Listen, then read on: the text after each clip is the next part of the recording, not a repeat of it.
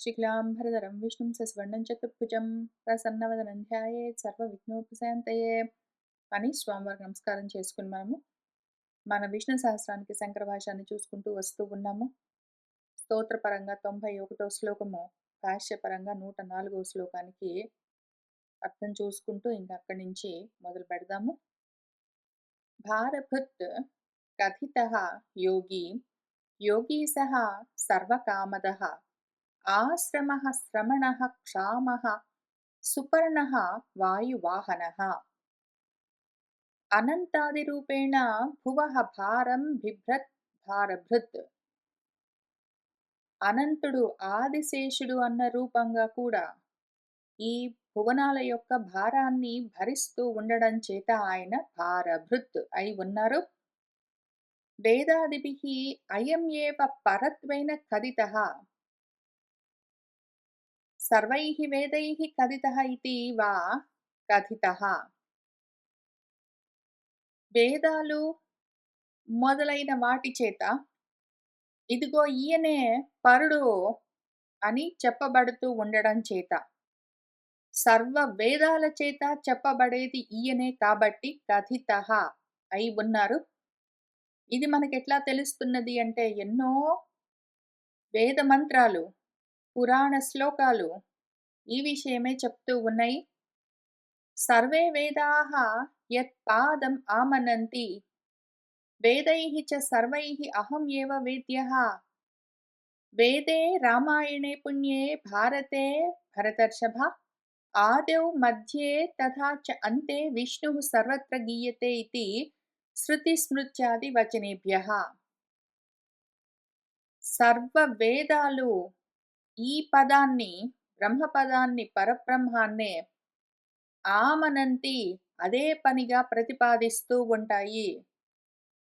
వేదాలన్నీ నన్నే చెప్తూ ఉంటాయి. వేదాల చేత వేద్యమైన వాణ్ణి నేనే.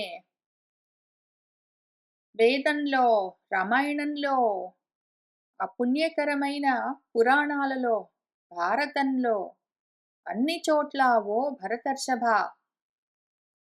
వాటిలో ఆది మధ్యము అంతము అంతా విష్ణువు గురించే చెప్పబడుతూ ఉన్నది అని మనకు శృతులు, వేదాలు, స్మృతులు, పురాణాలు చెప్తూ ఉన్నాయి. కాబట్టి మనకు అన్ని చోట్ల చెప్పబడే తత్వం అదొక్కటే కాబట్టి అది కథితః అని తెలుసుకుంటూ ఉన్నాము.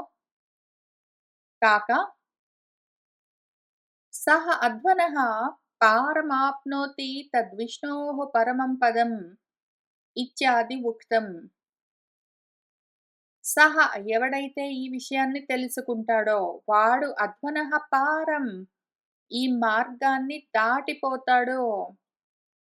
ఈ మార్గాన్ని దాటిపోతే, పారం ముడితే ఆ పారాన్ని, ఆ పారము అంటే అవతల గట్టును చేరాడంటే పరాన్ని చేరుకుంటాడు. అదే విష్ణువు యొక్క పరమపదము అని మనకు వేదోపనిషత్తులన్నీ చెప్తూ ఉన్నాయి, పురాణ ఇతిహాసాలన్నీ చెప్తూ ఉన్నాయి. కిం తత్ అధ్వనః విష్ణోః వ్యాపనశీలస్య పరమం పదం సతత్వం ఇతి ఆకాంక్షాయాం ఇంద్రియాదిభ్యః సర్వేభ్యః పరత్వేన ప్రతిపాద్యతే. ఇంద్రియేభ్యః పరా హి అర్థాః ఇత్యారభ్య పురుషాత్ న పరం కించిత్ సా కాష్టా సా పరా గతిః ఇతి అనేన యః కథితః సః కథితః.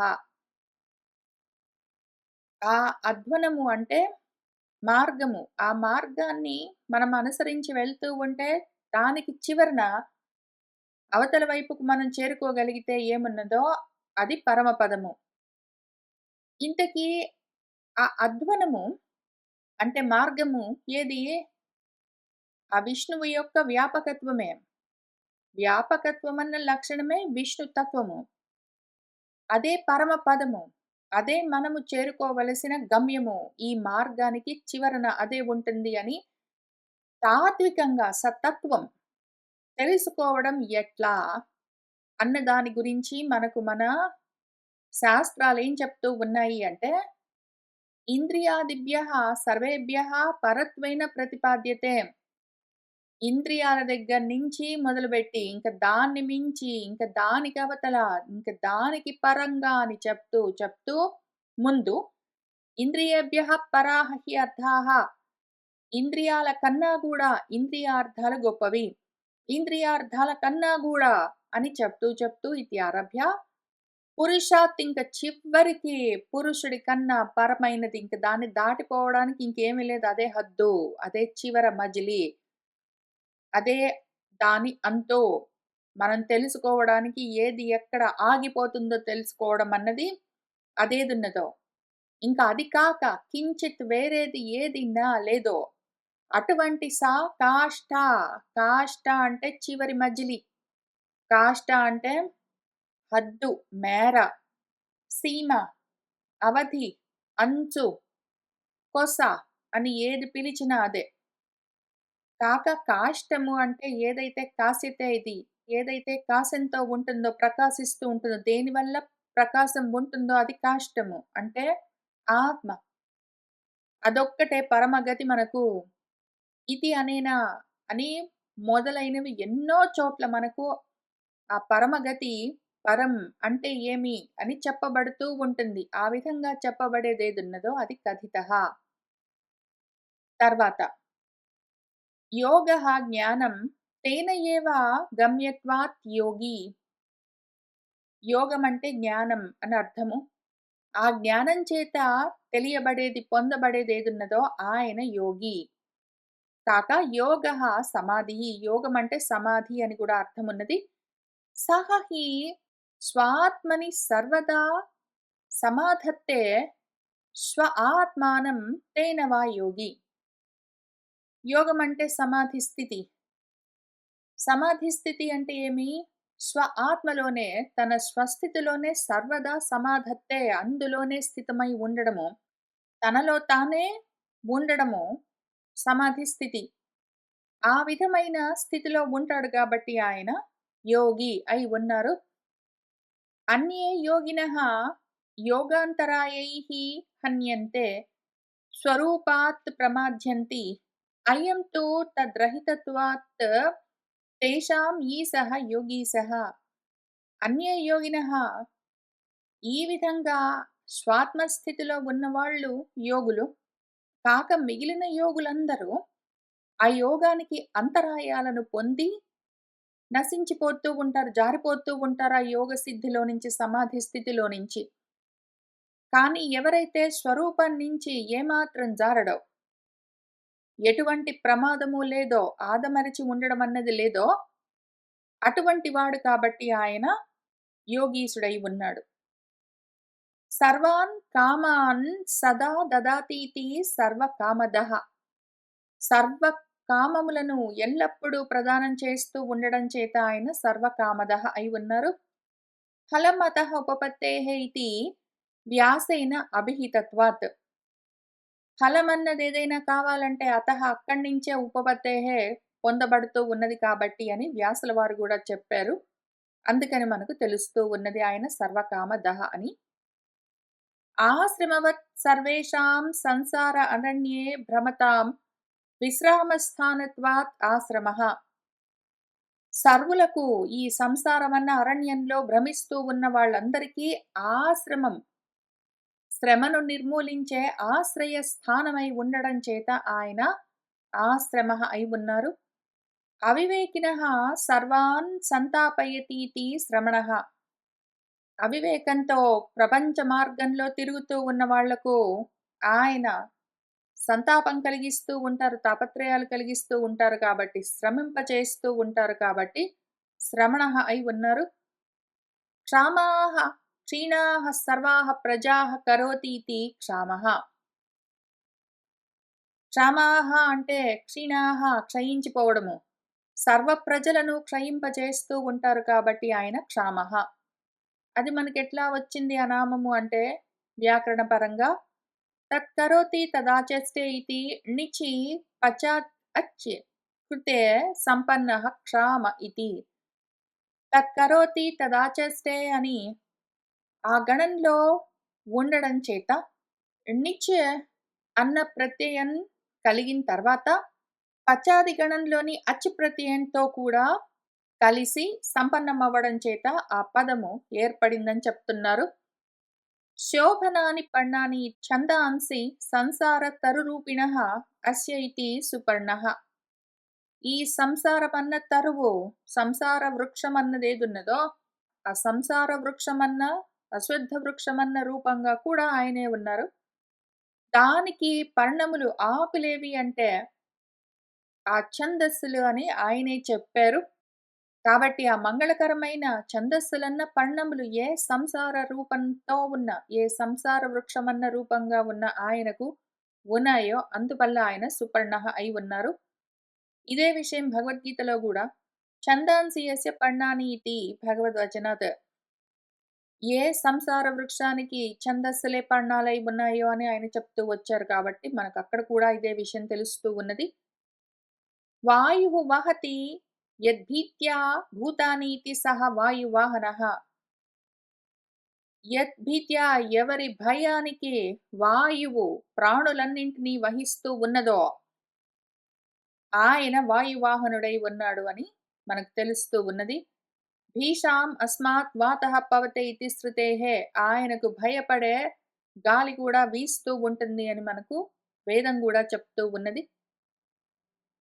ఆ తర్వాత ధనుర్ధరః ధనుర్వేదః దండః దమయితా దమః అపరాజితః సర్వసహః నియంత అనియమః అయమః లేదా నియమః యమః అని అన్ని రకాలుగా దీని అర్థం చూద్దాము.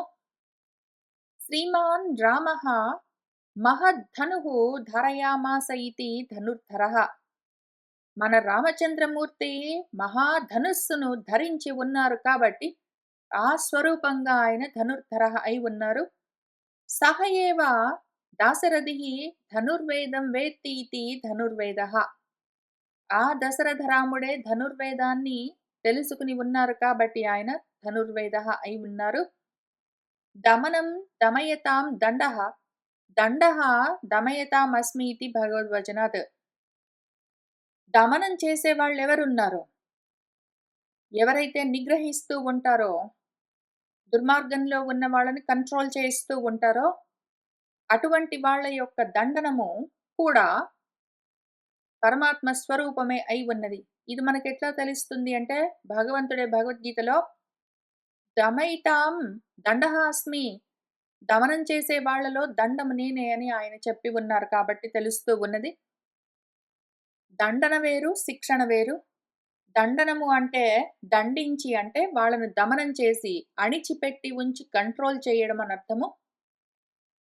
శిక్షణము అంటే వాళ్ళను మంచి దారిలో నడవడం కోసం కావలసిన శిక్షణ ఇవ్వడము. చెడు మార్గం నుంచి వాళ్ళని తప్పించి, అటు వెళ్ళకుండా వాళ్ళని కంట్రోల్ చేయడము దండనము. సన్మార్గంలో ప్రవర్తించేలాగా వాళ్లకు శిక్షణ ఇవ్వడము శిక్షణ. దండన, శిక్షణ కొంత కొంత తేడాలతో ఉంటాయి.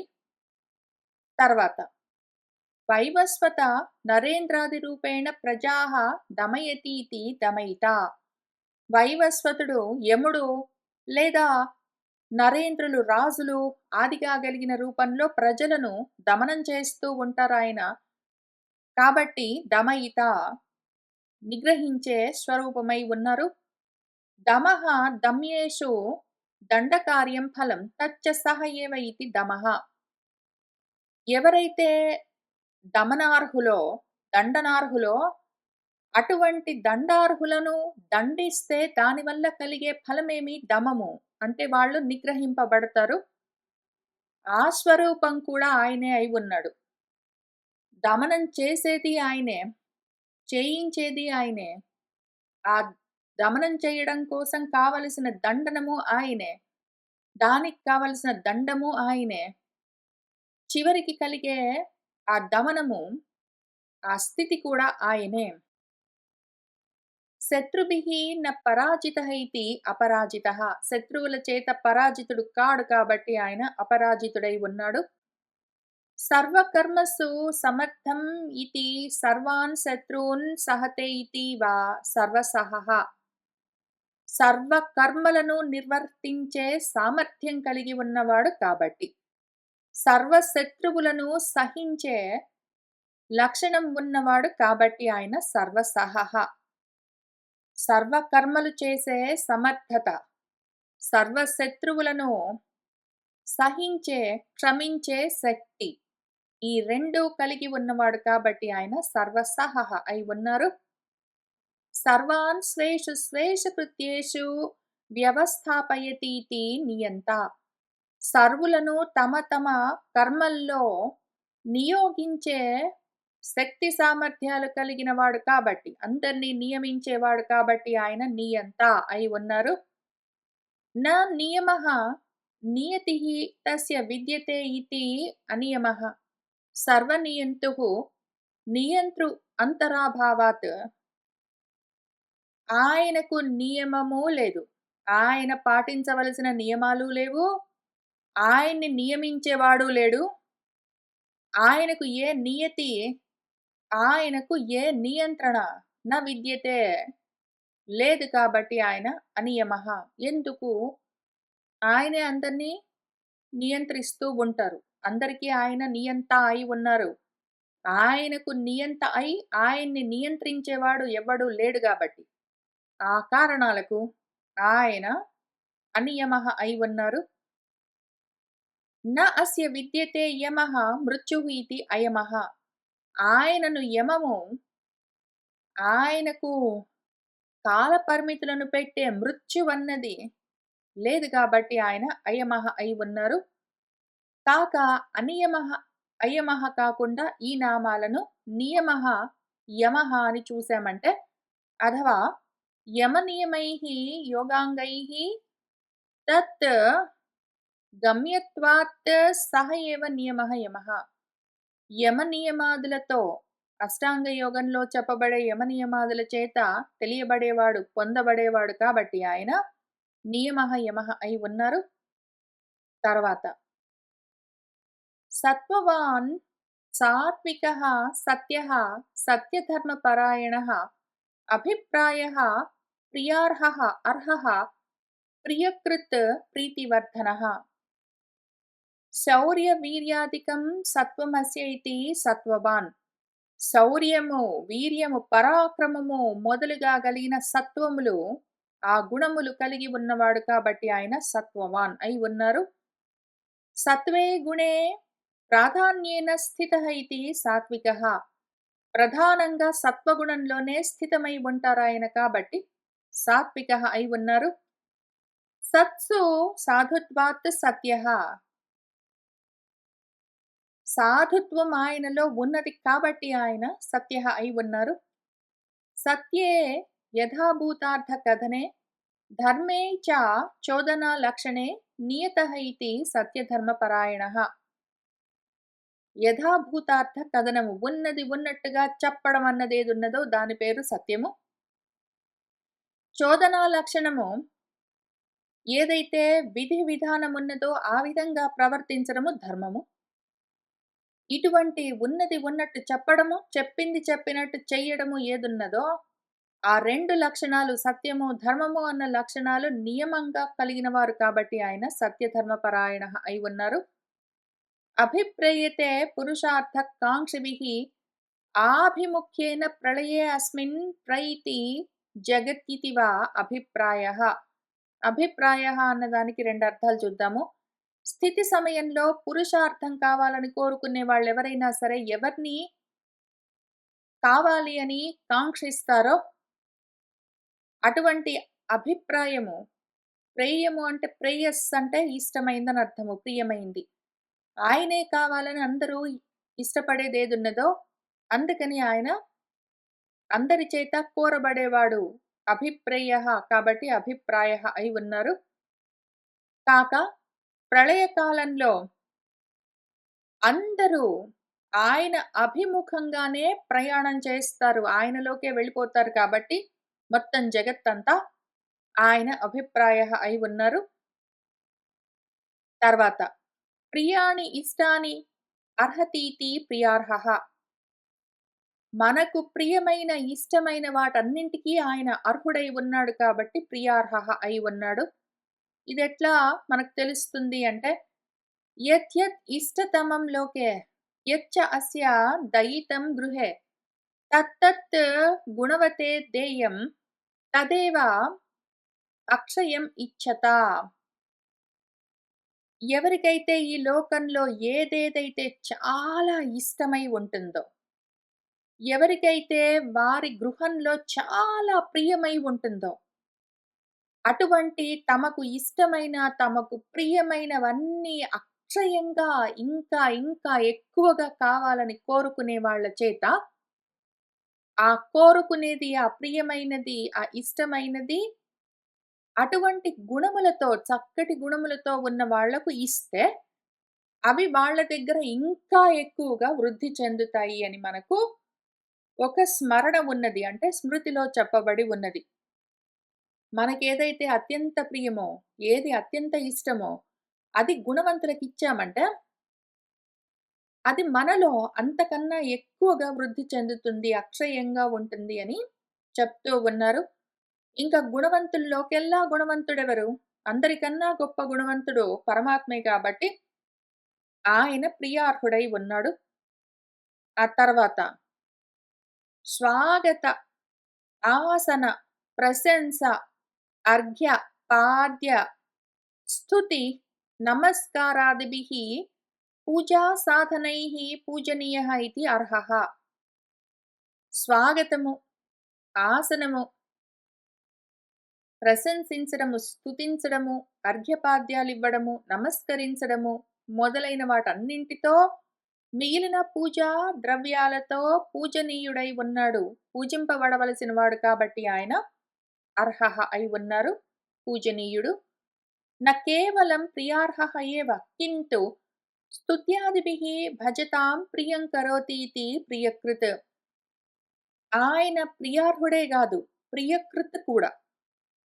మనకు ప్రియమైనది ఆయనకు సమర్పిస్తే, అంతకు ఎన్నో రెట్లు ఎక్కువగా అక్షయంగా మనకు కూడా మళ్ళీ ప్రియాన్ని కలిగిస్తాడు కాబట్టి ఆయన ప్రియకృత్ అయి ఉన్నారు.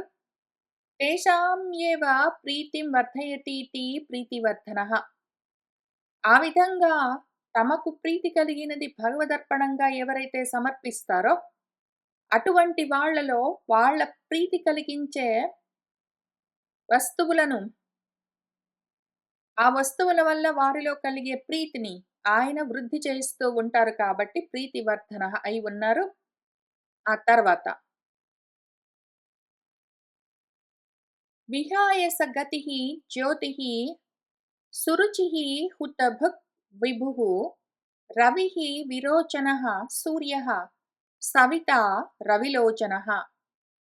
విహాయసం గతిః ఆశ్రయః అస్య ఇతి విహాయస గతిః. విహాయసం అంటే ఆకాశం. ఆకాశ మార్గంలో గమనం చేస్తూ ఉండడం చేత ఆదిత్య రూపంగా ఆయన విహాయస గతిః అయి ఉన్నారు. కాక విహాయసం అంటే ఆకాశము. ఆకాశమన్న ఆశ్రయంలో ఆయన ఉన్నారు కాబట్టి, విష్ణుపదమై, వ్యాపకత్వమై ఆకాశమంతా అయి ఉండడం చేత ఆయన విహాయస గతిః అయి ఉన్నారు. స్వతః ఏవ జ్యోతతే ఇతి జ్యోతిః. స్వతసిద్ధంగా ప్రకాశిస్తూ ఉంటారు కాబట్టి ఆయన స్వయం జ్యోతిః, జ్యోతిః అయి ఉన్నారు. నారాయణః పరంజ్యోతిః ఇతి మంత్రవర్ణాత్. నారాయణుడే పరమజ్యోతి, పరంజ్యోతి అని మనకు మంత్రవర్ణం కూడా చెప్తూ ఉన్నది. శోభన రుచిః దీప్తిః ఇచ్ఛావాస్య ఇతి సురుచిః. సు అంటే శోభస్కరమైన, మంగళకరమైన, రుచి అంటే రోచులు, దీప్తులు, కాంతులు కలిగి ఉన్నవాడు. కాక చక్కటి రుచి కలిగినవాడు, చక్కటి ఇచ్చ కలిగినవాడు కాబట్టి ఆయన సురుచి అయి ఉన్నారు. సమస్త దేవతోద్దేశేన ప్రవృత్తేషు అపి కర్మసు హుతం భుంక్తే భునక్తి వా హుతభుక్. సమస్త దేవతా స్వరూపాలకు ఉద్దేశించి ఏ ఏ హవిస్సులను సమర్పిస్తారో, ఆ విధంగా ప్రవృత్తమైన వాటన్నింటికి, ఆ కర్మలన్నింటిలో జరిగే హుతమైన హవిస్సులన్నింటినీ భుంక్తే అనుభవిస్తూ ఉంటారు. భునక్తి వాటిని పాలిస్తూ ఉంటారు కాబట్టి ఆయన హుతభుక్ అయి ఉన్నారు. సర్వత్రా వర్తమానత్వాత్ త్రయాణం లోకానాం ప్రభుత్వాత్ వా విభుః. అంతటా ప్రవర్తిస్తూ ఉండడం చేత ఆయన విభువై ఉన్నాడు. విభూతి అంతా ఆయనదే కాబట్టి విభువు. కాక ముల్లోకాలకు ఆయన ప్రభువై ఉన్నాడు. ముల్లోకాల్లో ఆయన ప్రభుత్వం ఉన్నది కాబట్టి ఆయన విభువు అయి ఉన్నారు. రసానాధత్తే ఇతి రవిః. ఆదిత్యాత్మ రసాలను పీలుస్తూ ఉంటాడు కాబట్టి ఆయన రవి అయి ఉన్నాడు ఆదిత్య రూపంగా. వివిధం రోచతే ఇతి విరోచనః. రకరకాలుగా ప్రకాశిస్తూ ఉంటాడు కాబట్టి విరోచనుడై ఉన్నాడు. సూతేః సువతేః వా సూర్యశబ్దః నిపాత్యతే. రాజసూయ సూర్య ఇతి పాణిని వచనాత్ సూర్యః అని ఇక్కడ ఒక పాణిని సూత్రం చెప్తూ ఉన్నారు మన సూర్యః నామానికి. అయితే అంతకన్నా ముందు దాని అర్థం ఒక వాక్యం ఉన్నది, అది ఇక్కడ మిస్ అయింది. అది ముందు చూసుకుందాము. సూతే శ్రియమితి సూర్యః అగ్నిర్వా సూర్యః. స్త్రీలను అంటే కళలను వెదజల్లుతూ ఉండడం చేత, కలిగిస్తూ ఉండడం చేత ఆయన సూర్యః అయి ఉన్నారు అని చెప్తూ ఉన్నారు. సూతేః సువతేః అన్న శబ్దాలు కూడా సూర్య శబ్దం లాగానే షు అన్న ధాతువు నుంచి వచ్చాయి అని ఒక పాణిని సూత్రాన్ని కూడా చెప్తూ ఉన్నారు. తర్వాత సర్వస్య జగతః ప్రసవిత సవిత. సర్వ జగత్తును ప్రసవించేదే తత్వమున్నదో అది సవిత అయి ఉన్నది. ఇప్పుడిక్కడ రవి దగ్గర నుంచి సవిత వరకు ఉన్న నామాల్లో ఆ సూర్య స్వరూపంగా ఆదిత్య స్వరూపంగా ఉన్న ఏ తత్వం ఉన్నదో దాని గురించి మనకు కొన్ని శ్లోకాలున్నాయి, వాటిని చూసుకుందాము. రసానాంచ తథా ఆధానాత్ రవిః అభిధీయతే. ప్రజానాంతు ప్రసవనాత్ సవితా ఇతి నిగద్యతే ఇతి విష్ణుధర్మోత్తరే. రసాలను పీలుస్తూ ఉండడం చేత ఆయన రవిః అని చెప్పబడుతూ ఉంటాడు. ప్రజలను ప్రసవిస్తూ ఉండడం చేత ఆయన సవిత అని పిలువబడుతూ ఉంటాడు అని విష్ణు ధర్మోత్తర పురాణం చెప్తూ ఉన్నది మనకు. రవిః లోచనం చక్షుః అస్య ఇతి రవిలోచనః. ఎవరి లోచనము చూపు చక్షువైతే రవి అయి ఉన్నదో ఆయన రవిలోచనుడై ఉన్నాడు.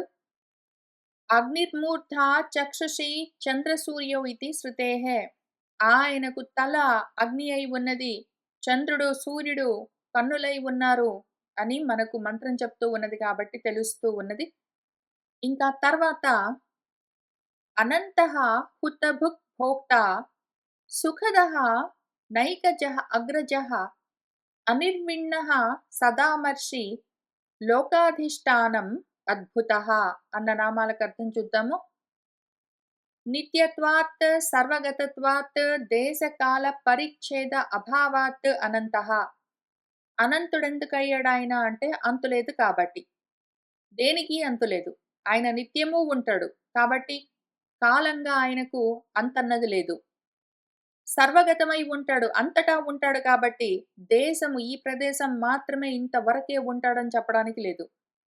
ఈ విధంగా దేశము లేదు, కాలము లేదు. దేశకాల పరంగా ఆయన పరిచ్ఛిన్నం కాడు కాబట్టి, అపరిచ్ఛిన్నుడు కాబట్టి ఆయన అనంతుడై ఉన్నాడు.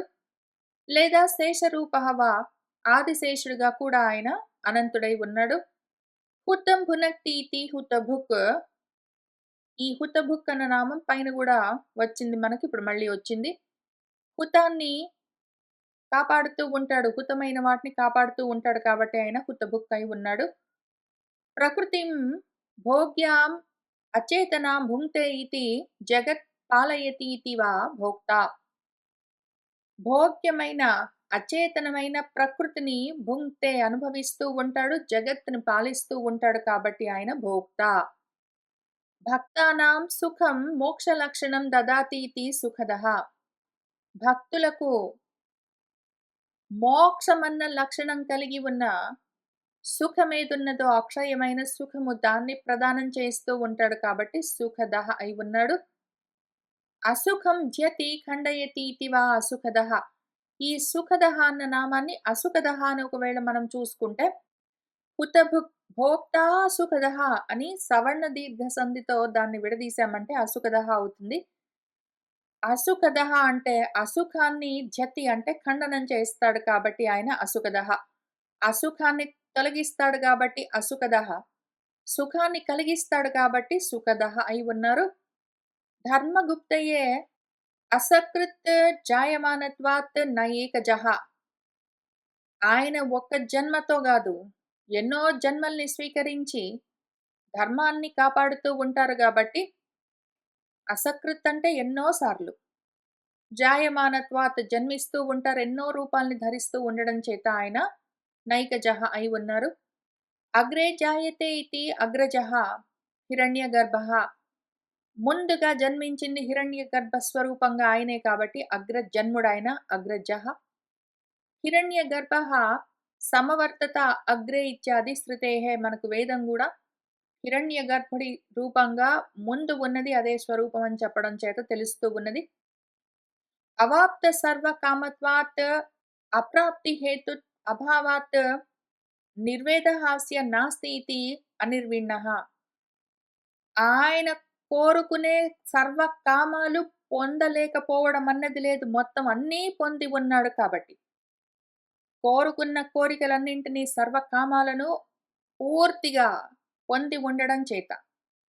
ఇంక కొత్తగా ఏదో సాధించాలి, నాకు రాదో ఏమో అన్నది అభావము లేనే లేదు కాబట్టి. అయ్యో! నాకు రాదో ఏమో అన్న నిర్వేదం అసలు ఆయనకుండే అవకాశమే లేదు కాబట్టి, అనిర్విణ్ణమై ఉన్నారాయన. సతః సాధూన్ ఆభిముఖ్యేన మృష్యతే క్షమతే ఇతి సదామర్షి. సత్పురుషులను, సాధువులను, సన్మార్గంలో ఉన్న వాళ్ళను ఆభిముఖ్యేన మృష్యతే. వాళ్లకు సుముఖులై ఉండి వాళ్ళను క్షమిస్తూ ఉంటారు. వాళ్ళని సహిస్తూ ఉంటారు. వాళ్ళ పట్ల ఎంతో సహనంగా ఉంటారు కాబట్టి ఆయన సదామర్షి అయి ఉన్నారు. తం అనాధారం ఆధారం అధిష్టాయ త్రయః లోకాః తిష్టంతి ఇతి లోకాధిష్టానం బ్రహ్మ. తం ఆయనను, ఆయన నిరాధారంగా అనాధారంగా ఉంటారు. ఆయనకి ఏ ఆధారం అవసరం లేదు. ఆయనను ఆధారం చేసుకుని ఆయన్ని అధిష్టానంగా ఈ ముల్లోకాలు తిష్టంతి నిలబడి ఉన్నాయి. కాబట్టి ఆయన ముల్లోకాలకు అధిష్టానం ఆధారమై ఉన్నారు. బ్రహ్మ మన పరబ్రహ్మము లోకాధిష్టానం. అద్భుతత్వాత్ అద్భుతః. ఆయన అసలు అద్భుతాల్లోకే అద్భుతం. అద్భుతాల్లోకే అద్భుతం. అసలు ఆ అద్భుతం గురించి తెలుసుకోవడమే అద్భుతం అని మనకు కఠోపనిషత్తు చెప్తున్నది. శ్రవణాయ అపి బహుభిః యః న లభ్యః శృణ్వంతః అపి బహవః యం న విదుః ఆశ్చర్యః వక్తా కుశలః అస్య లబ్ధా ఆశ్చర్యః జ్ఞాతా కుశలానుశిష్టః ఇతి శృతేః. మనకు కఠోపనిషత్తు ఏమంటున్నదంటే శ్రవణాయ అపి బహుభిః యః న లభ్యః. చాలా మందికి చెప్తూ ఉంటాడు ఈ తత్వం గురించి ఒకడు. కానీ వాడికి మాత్రం ఆ తత్వం సరిగ్గా అర్థం కాదు. పూర్తిగా శాంతంగా అర్థం కాదు. కానీ మాత్రం చెప్తూ ఉంటాడు. చాలా మందికి చెప్తాడు. ఎన్నో విధాలుగా చెప్తాడు. వాడికి కొంచెమే అర్థమైతుంది. లేదా అసలు అర్థం కాదు. శృణ్వంతః అపి బహవః. ఎంతో మంది వింటూ ఉంటారు. అందులో కూడా అందరికీ అర్థమైందా అది అంటే ఆయన తత్వం అర్థం కాదు. అయితే చాలా మంది చెప్తున్న వాళ్ళలో చాలా మందికి చెప్తూ ఉండిండొచ్చు. ఆ విధంగా చెప్తున్న చాలా మందిలో ఆశ్చర్యకరంగా ఎవడో ఒక్కడుంటాడు చెప్పేవాడు వక్త. వాడు కుశలుడు. వాడికి ఆ కుశలత ఉంటుంది. చెప్తున్నదేంటో పట్టుకునే శక్తి వాడికుంటుంది. వాడు దాన్ని లభించుకుంటాడు. లేదా వింటూ ఉన్నవాళ్ళు చాలా మంది ఉండొచ్చు. అందరికీ అర్థమైందా అంటే చెప్పడం కష్టం. కానీ వింటూ ఉన్న వాళ్ళలో ఎంతో మందిలో ఒక్కడుంటాడు కుశలత కలిగినవాడు. ఆ విధంగా గురువుగారు అనుశాసనం చేస్తూ ఉంటే పట్టుకోగలడు. వాడు ఆశ్చర్యము. అసలు ఈ అద్భుతం ఎటువంటి అద్భుతం అంటే, ఆ అద్భుతమైన పదార్థాన్ని ఎవడైతే పట్టుకోగలడో వాడాశ్చర్యము. ఎవడైతే పట్టుకుని చెప్పగలడో వాడాశ్చర్యము. ఎవడైతే పట్టుకుని చెప్పగలడో వాడు ఆశ్చర్యము. ఎవడైతే పట్టుకుని చెప్పేవాడు చెప్తున్న దాన్ని పట్టుకోగలడో విని వాడు ఆశ్చర్యము. కానీ మనకు వేదమే ఆశ్చర్యపోతూ ఉన్న మంత్రవర్ణమిది. తర్వాత ఆశ్చర్యవత్ పశ్యతి కశ్చిత్ ఏనమితి భగవద్వచనాత్. మన భగవద్గీతలో గూడా అసలు ఎంతో మంది వింటుంటారు. ఎంతో మంది అనుకుంటూ ఉంటారు. ఎంతో మంది చదువుకుంటుంటారు. ఎంతో మంది విచారిస్తుంటారు. ఎంతో మంది తెలిసిందనుకుంటారు గానీ వాళ్ళకెవరికీ తెలీదు. ఎవడో ఒకడుంటాడు. చాలా కష్టము. ఆశ్చర్యవత్ ఆశ్చర్యం అది. ఎవడికైనా ఒకడికి అర్థమైందంటే అని భగవంతుడు కూడా చెప్పారు. తర్వాత స్వరూపశక్తి వ్యాపార కార్యైః అద్భుతత్వాత్ వా అద్భుతః. అసలాయన అద్భుతం ఎటువంటిదంటే, ఆయన స్వరూపమే అద్భుతం. ఆయన శక్తి సామర్థ్యాలు అద్భుతము. ఆయన వ్యాపారాలన్నీ, ఆయన కర్మలన్నీ అద్భుతము. అద్భుతాత్ అద్భుతమై ఉండడం చేత ఆయన అద్భుతమై ఉన్నారు. అటువంటి అద్భుతం గురించి మనము అత్యాశ్చర్యకరంగా తెలుసుకుంటూ ఉన్నాము. మనము ఆశ్చర్యము, ఆయన అద్భుతము. ఈ అద్భుతాశ్చర్యాలు రెండే మొత్తమంతా కలిపి ఒక్కటే. అదే అసలు అత్యంత అద్భుతము. అత్యంత ఆశ్చర్యకరము. అది అక్షయ సుఖము, ఆత్మానందము. దాని గురించి ఇంకా కొంత మళ్ళీ మనం కలిసి కూర్చొని చదువుకుంటూ వెళ్దాము. ఇప్పటికే ఇక్కడ ఆపుతున్నాను. సర్వం శ్రీకృష్ణ పరబ్రహ్మ పాదారవిందార్పణమస్తు.